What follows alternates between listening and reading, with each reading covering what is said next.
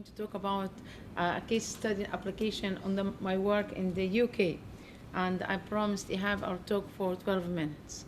I'll try to do that. Right, so we talk about climate change and sustainability, and we've been talking about sustainable, the knowledge exchange and knowledge transfer and sustainable economy, and this is just a shift. It's a case study on sustainability in the context of transportation. So we do lots of work on the climate change and sustainability and the impacts on the global air quality in the UK and in the other parts of the world. The Middle East is the least part of the world where this type of work is encouraged and carried out, because they have other interests, because they have no time, they have not enough resources, or they are not interested. But it is a very important area. As Alam said, we're trying to do work in the Middle East based on the work we do here, and transfer and exchange knowledge in these areas. So I'll just talk about few areas of this research we're doing, and the applications in the Middle East. I'll leave that to discussions or further meetings, etc. So in the area of traffic and the problems of delays and congestion and negative impacts on the air quality, and the efforts of the governments in the West and the UK and the United States and other countries to reduce emissions, there are lots of regulations, there are lots of empirical work and research to investigate the emissions and the right levels of emissions and the regulations required to keep these levels of emissions in place, etc. Also to increase the awareness of the air quality and the work required to maintain this air quality and reduce pollution. More efforts at the local level have also been put in place to contribute to meeting the targets. Most of the work in this area coming at the local level. The aims and targets are set at a higher level, but most of the work are done at a local level. My areas of research are these, and I'm presenting them or showing them to show that actually the area of sustainability and air quality and emissions, it requires lots of integrations. And I think that's very, very important part of the work we do.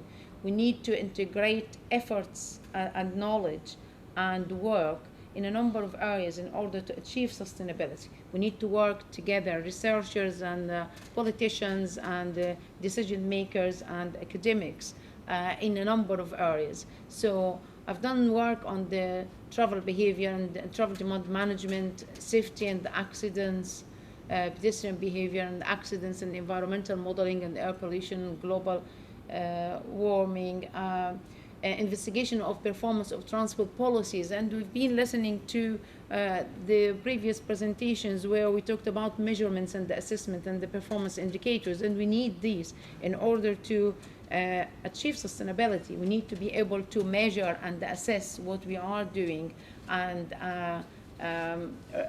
revisit our targets and assess the findings we've done.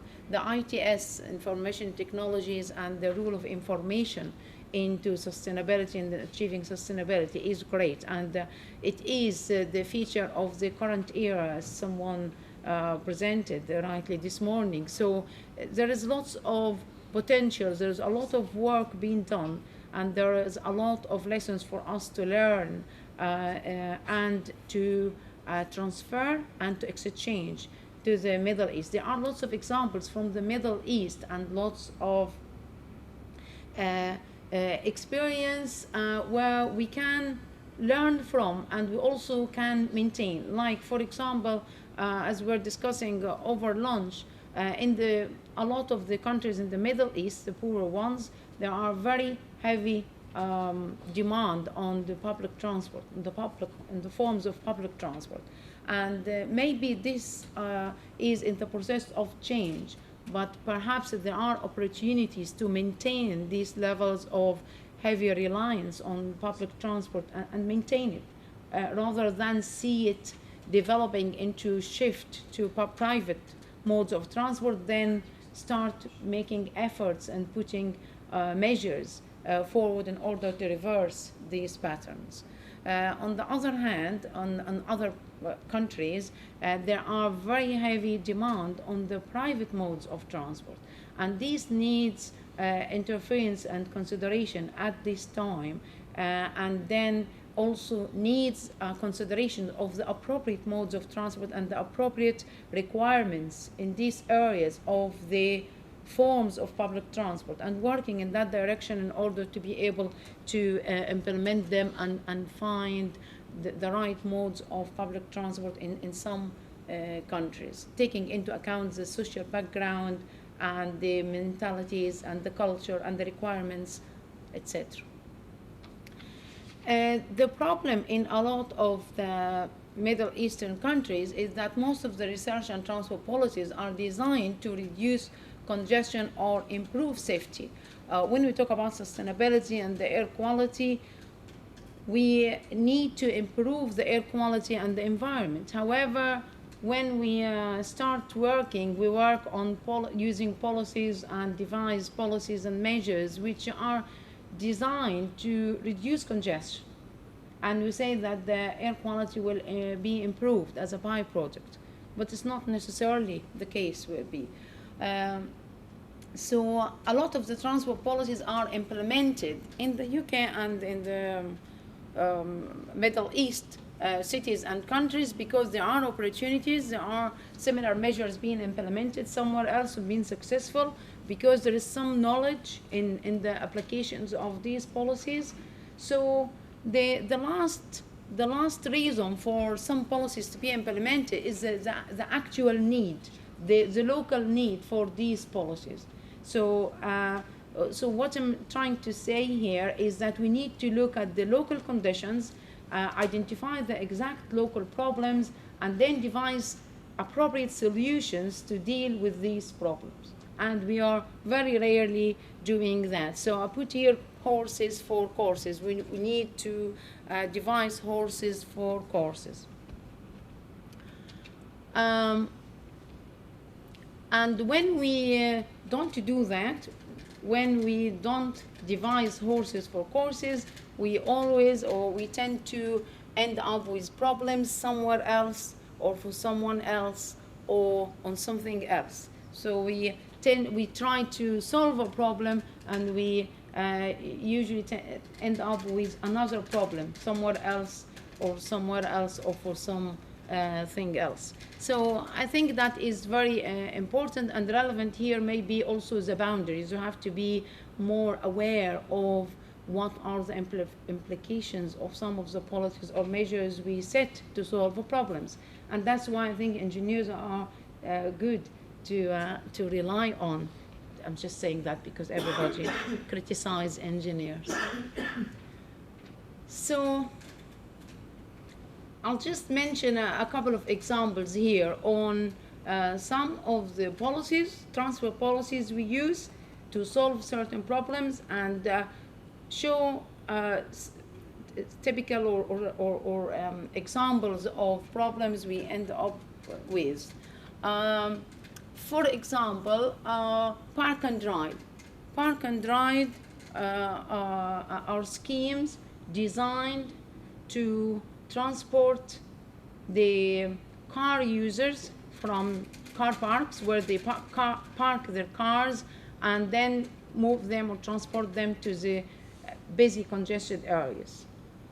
So we tend as transport planners to design and plan park and ride schemes to do exactly that. So we design park and ride where car drivers drive their cars to the locations of park and ride, leave their cars there, then get the park and ride bus to the city center. Neglected impacts that some bus users find this type of scheme is very attractive to them.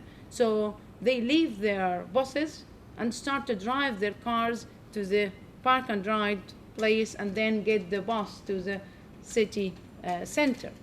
So the possible outcomes I'm referring to here, we get shift from buses to park and ride. So we encourage the driving. We encourage more car usage and more mileage to be driven. And we don't get impact, we don't get any shifters from the car users. So that is, we created negative travel behavior, and we didn't get what we wanted to do because our strategy or our policy wasn't well designed and wasn't taking into account all the possible impacts, and we neglected some users or possible or potential players here. There are other examples as well. I'll just skip them now. The second policy I might just want to talk about a little bit is the congestion charging policies, where it's becoming very famous and interesting and relevant policies. Most of the local authorities in the UK discuss the possibilities of introducing congestion charging to achieve reduction in congestion and to improve the environment and to improve safety targets, etc. In the actual fact, congestion pricing is very attractive to the local authorities because of the revenues generated from it. But it's never been publicized or announced on that target or objective. And that's why it's a very mixed up views and messages and opinions and potential results of congestion charging. Congestion charging was implemented in London, was basically forced on the Londoners, was rejected heavily in Edinburgh because it wasn't very clear and the design of the policy wasn't actually sold or posted to the users on its actual grounds.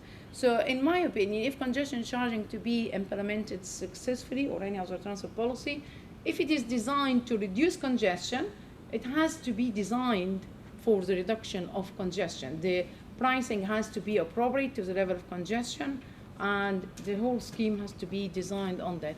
If it is to raise revenues, so the design of the policy has to be announced and designed and sold to the public on that basis, clearly and honestly. So I think based on this argument, all our transport policies or any other policies has to be appropriately designed to solve the problem we have, and we have to be clear about what's our problems and how are we dealing with it. Have I done my 12 minutes? Okay.